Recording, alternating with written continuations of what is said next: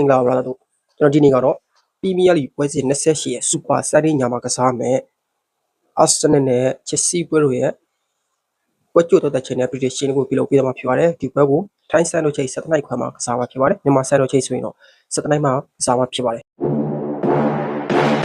ဒီနေ့တည်းရဲ့ပီးမီးယားလိပထမအကျော်တွေ့ဆုံမှုမှာဆိုလို့ရှိရင်တစ်ဖက်တစ်ကိုးစီးနဲ့တည်ကြားထားတဲ့ဒီပွဲမှာဆိုလို့ရှိရင်ဂိုက်စီတို့ကအနီနဲ့အတူကြီးကောက်ခဲ့တဲ့ပွဲတစ်ပွဲလည်းဖြစ်တယ်โอเคအခုကြည့်ရမယ်ဆိုရင်ချက်စီတင်းကပီးမီးယားလိနောက်ဆုံး2ပွဲစစ်ဘယ်လီနဲ့လီကို2ပွဲစစ်တည်ကြတယ်2ပွဲစစ်တည်ကြတဲ့အချိန်မှာသူတို့က top 4အတွက်ကျိုးပန်းနေတဲ့အချိန်မှာဒီဘက်မှာ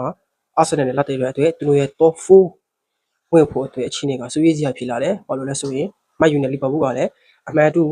ကန်ပြီးတော့လန်နေတဲ့အနေထားတစ်ခုလည်းရှိတယ်ပြီးတော့ချက်စီကအာဆင်နယ်နဲ့ကာလင်ဖလာနှစ်ကြော့စလုံးကိုသူတို့ကရှုံးနေထားတာလည်းဖြစ်တယ်ချက်စီရဲ့လွယ်နေချေရှိတဲ့ကစားသမားနဲ့ပါလာနေချေရှိကစားသမားချစ်ကြအောင်ဘယ်လီနဲ့ပွဲမဆိုရင်ချက်စီရဲ့အရန်မှာလာဗီယာပြပါလာကိုတွေ့ရတယ်ဒါပေမဲ့ကစားခွဲတော့မရခဲ့ဘူးအခုအာဆင်နယ်နဲ့ပွဲမဆိုရင်လာဗီယာကိုပါဝင်ဖို့တင်မျှော်လင့်လို့ရမယ်ဒါတရားအနေနဲ့ကရက်စီဂျိတ်ကလည်းဘယ်လီနဲ့ပွဲမှာလူစားလဲခဲ့ရတယ်ဒါပေမဲ့ဒီဘက်မှာအာဆင်နယ်ပွဲမှာဆိုလို့ရှိရင်သူပြပါလာဖို့လည်းမျှော်လင့်လို့ရတယ်တိကျပါလွဲမှာတော့ကူကူရလာနဲ့ဖိုဖန်နာကူကူရလာကကျွတ်တာကြောက်တဲ့ရရှိရတယ်ဖိုဖန်နာကတော့ဘယ်လီနဲ့ပွဲမှာအနီကြောက်ဒီဘက်ကိုတိကျပါလွဲမယ်ဖိုဖန်နာရဲ့အနီကြောက်ချက်စီတရနောက်သားမဆိုလို့ရှိရင်ဘယ်အတွဲထော်လာနိုင်လဲဆိုတော့ဗီတရှိနဲ့6လူပါရဲ့ CB နဲ့ရအတွဲကတော့အကောင်းဆုံးအတွဲဖေလို့ပဲထင်တယ်ချက်စီတက်က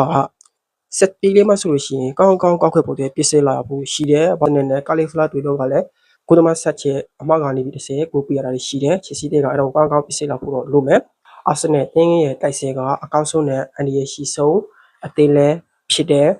ချက်စီတင်းကလည်းတိုက်စဲကတခြားပြက်ပြီးတော့ကောင်းချိတ်ချပြီးတော့ဂိုးရရှိအောင်ကစားနိုင်တဲ့ဆိုပေမဲ့သူ့ရဲ့နောက်တန်းကအာနေနေတဲ့ကိုလည်းသူတို့ကောင်းကြီးပြစ်စဲလာဖို့တော့လိုမယ်ချက်စီတဲ့ရဲ့